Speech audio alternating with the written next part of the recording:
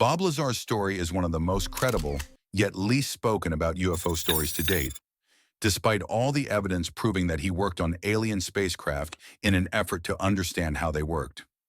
Here is what happened. In his early 20s, Bob Lazar was working on nuclear projects at Los Alamos in New Mexico. It was here that he met Ed Teller, the father of the H-bomb. Ed recognized Bob as the kid on the front of the paper he was reading. Lazar was a physicist and made headlines in the local paper by successfully installing a jet engine on his Honda and driving it to work. Fast forward a few years, and Bob was looking for a new work opportunity. He reached out to Teller, who was kind enough to give him a reference. This led to Lazar landing a job at EG&G that was advertised as Advanced Propulsion. On his first day, Bob was flown to S4, a base about 15 miles south of Area 51. He entered through a hangar on the way to his lab and saw what he describes as a typically flying, saucer-shaped craft. Bob explained on the Joe Rogan podcast that when he initially saw it, he thought it was an advanced fighter jet made in secret by the U.S. Air Force. It wasn't until he got to the lab and worked on some of the subcomponents of the craft that he realized this technology was not from this world. He described one component he worked on as borderline magic. He worked on a reactor from the craft and was tasked with figuring out how it works. When on, the reactor could create its own gravitational field. Something that isn't possible with physics as we understand it. We can't make gravity. Gravity is a product of great mass. What was surprising is there was no wiring, no controls, no screens on the reactor. Nothing. Whilst working at S4, he also witnessed the craft being flown around a test site on a Wednesday night as per the test flight schedule he was given. He was told that statistically there were less cars in the area around this time, making it less likely they'd be seen.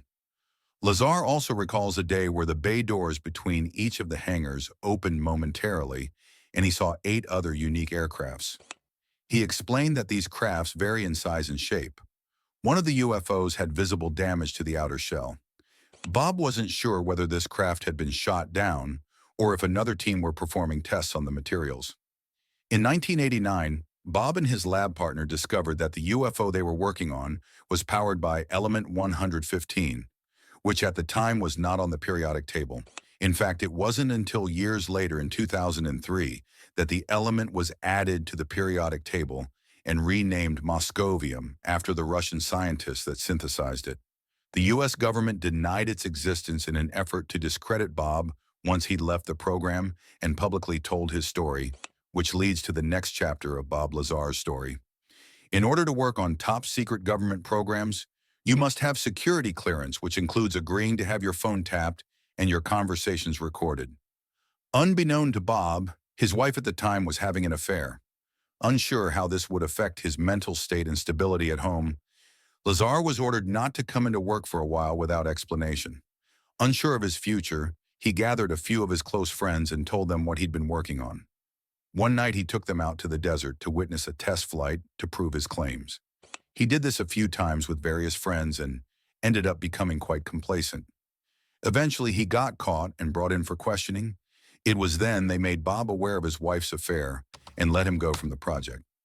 Following the incident, Bob was concerned for his safety and was unsure of what was going to happen to him. He reached out to the only reporter he knew in LA, George Knapp, and told him his story. Initially, George didn't buy it, but he was intrigued.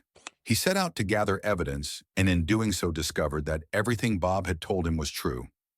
It has taken years for George to prove Lazar's story, and his investigation is still going on to this day.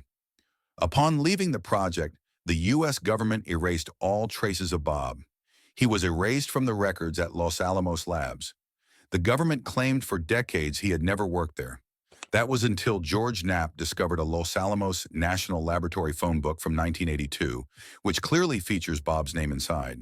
He has also published Bob Lazar's tax form, which proved he worked for the United States Department of Naval Intelligence. This evidence and more are featured in a Netflix documentary by Jeremy Cornell called Bob Lazar, UFO and Flying Saucers. I'd highly recommend giving it a watch if you've enjoyed this video. Please like and subscribe for more fascinating true stories.